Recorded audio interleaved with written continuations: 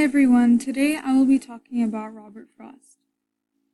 Robert Frost is one of the most well-known American poets. His works are taught in classes from primary school to universities. His famous writing style, rhyming and detail, was and still is recognized by many. He started off at a humble beginning. He grew up in the rural country, was in slight poverty, and his first several attempts on publishing ended in rejections. His poems were descriptive and often surveyed the wonders of nature, influenced by the countryside he was so absorbed in, and gave some insight into his personal life. World War I was also an influential factor on society at the time, and this inevitably also affected his writings. Indeed, his works reflected the American lifestyle and intense patriotism that surrounded him throughout his life. Around the time Robert Frost was gaining publicity, the First World War was on the brink of happening.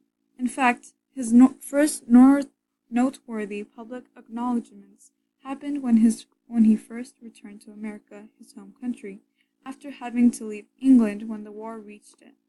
Life in America was very active, and the American culture strongly revolved around patriotism for the country. The picture on the right shows Robert Frost with then President John F. Kennedy. He spoke at his inaugural address. For World War I, propaganda supporting men to enlist in the war was ever present, and women were encouraged to step up and run the businesses that men usually possessed while they were off fighting. Life revolved around the political status of the country for these American men and women, and their devotion for their country was only strengthened with the persuasive techniques. This is an example of a song that was written targeted towards men. It's called All Together, and a lyric is, "We're out to beat the Hun." The Huns are supposed to be the Germans that they're fighting. This is another propaganda poster that is directed towards women. On the bottom it says, "Corporal, what would you do after the war if you can't get your old job back?" And the other man says, "Marry the girl who's holding it down." This is to encourage women to go and get the jobs that men couldn't handle when they're off fighting. Now, it would be unimaginable to fail to mention one of Frost's most famous poems, The Road Not Taken. This poem has been read by countless audiences and has been memorized by many people throughout the years.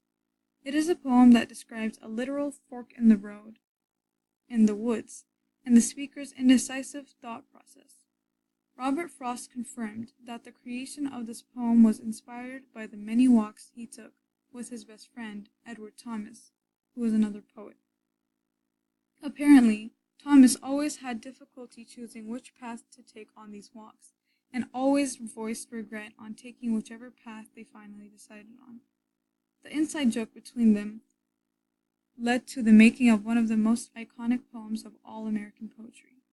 The last stanza of this poem is very significant. It says, "I shall be telling this with a sigh, somewhere ages and ages hence. Two roads diverged in a wood, and I took the one less traveled by, and that has made all the difference."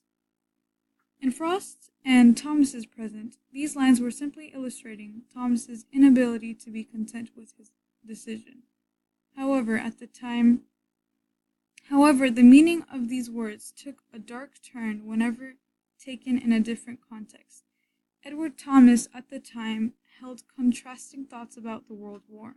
Should he enlist, or should he stay and try to further his own status as a poet? In the end, Thomas chose to enlist in the war. 2 months in, he was killed by a stray German bullet.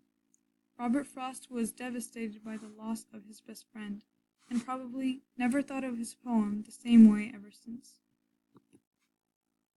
Such words hold much emotion, and each reader can relate with it in their own way. The same moving expressions that impacted men and women in the 1900s still impact people today. This proves how skilled Frost was in portraying human emotions simply and relatably. Whether it be enjoying the beauty of the world around you, or voicing the conflicted spirits one may have, Robert Frost skillfully crafted these words into realities that would last centuries. Thank you.